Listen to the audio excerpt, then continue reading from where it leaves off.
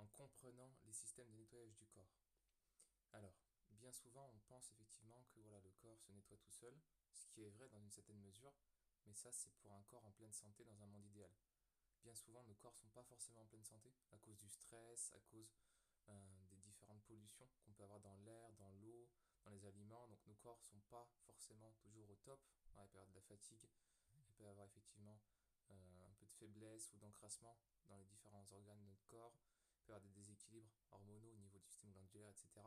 Et le monde, effectivement, n'est pas forcément un monde, entre guillemets, idéal ou complètement propre, si on peut dire, parce que, ben voilà, il y a beaucoup de pollution, comme on mentionnait juste avant. La pollution, les toxines, les pesticides, il y en a partout. Dans l'eau, dans les aliments, dans les produits cosmétiques, etc. Donc, même si, bien sûr, on peut essayer d'en éviter une partie, et c'est clair que c'est intéressant d'essayer de moins avaler de produits toxiques ou moins se mettre sur la peau de produits qui vont encrasser notre corps, évidemment.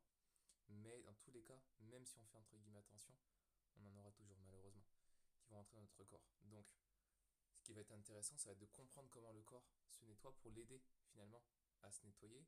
Et en l'aidant à se nettoyer, petit à petit, le corps va pouvoir, entre guillemets, respirer, retrouver de l'énergie.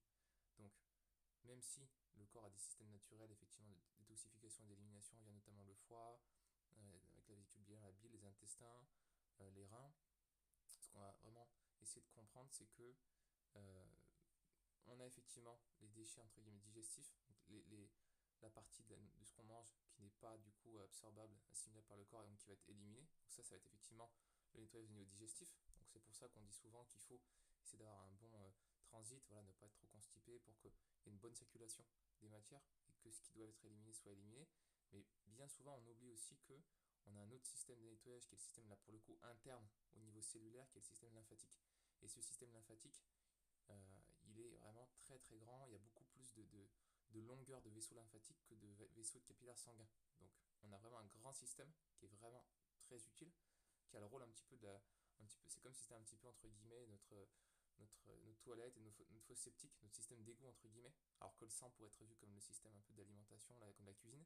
Donc ce système-là qui comprend les ganglions, tous les ganglions que je vous montre ici, mais en fait il y en a partout, il y en a sous les bras, il y en a vers l'aine, il y en a un peu partout des ganglions.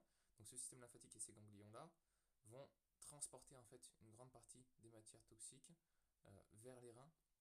Une partie peut sortir aussi par la peau, mais c'est principalement au niveau des reins que ça va se faire. Donc ça peut être vraiment intéressant de s'intéresser à ce système lymphatique et pas seulement au système digestif et comprendre le rôle des ganglions et des reins. De toute façon, je le développerai plus dans d'autres vidéos. Et déjà, c'est une introduction qui peut être intéressante de commencer à réfléchir dessus.